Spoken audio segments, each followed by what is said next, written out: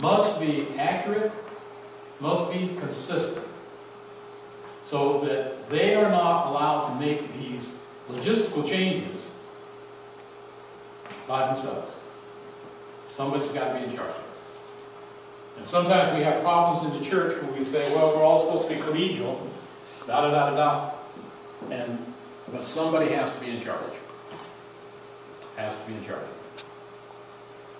Any questions? Yeah. Under your communicator, one of the primaries he kind of mentioned, it's not just the communication of within the ranks of who we need to, but you need the best communicators to deal with the external media.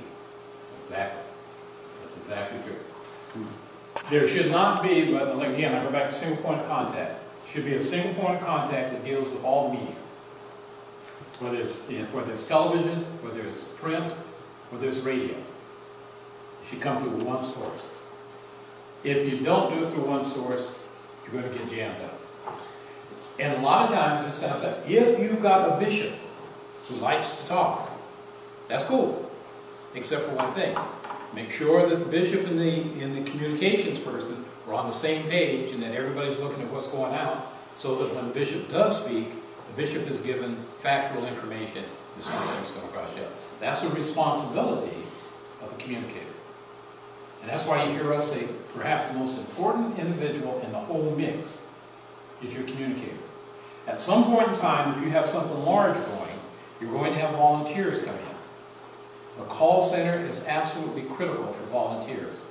Number one, for them to call in and register to say, I'm available, I have a team of X, this, that, and the other, and for the call center to say to me, if I'm the one that calls, here is the criteria that we require for you to come into our conference to serve, so that we're on the same page.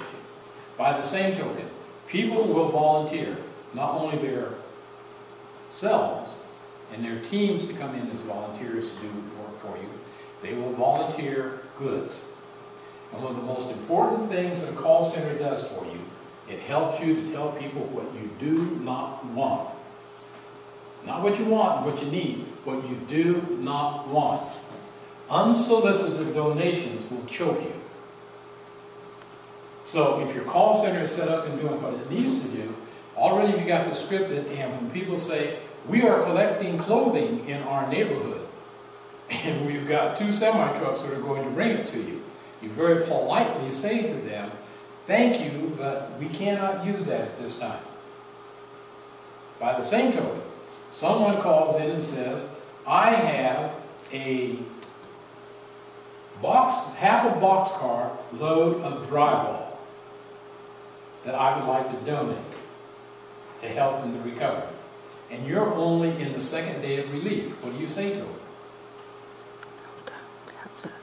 Hold on. What you say to them is check back with us later. We're not ready at this time. We will have someone contact you as soon as we are ready. Bingo. You don't turn it down flat out, send it, because somewhere, again, good communications and good teamwork says, remember with a thumb rule?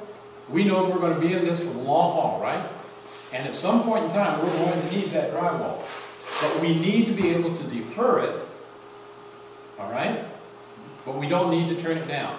So a good call center not only accepts and directs resources that can come into the conference, they know how to deflect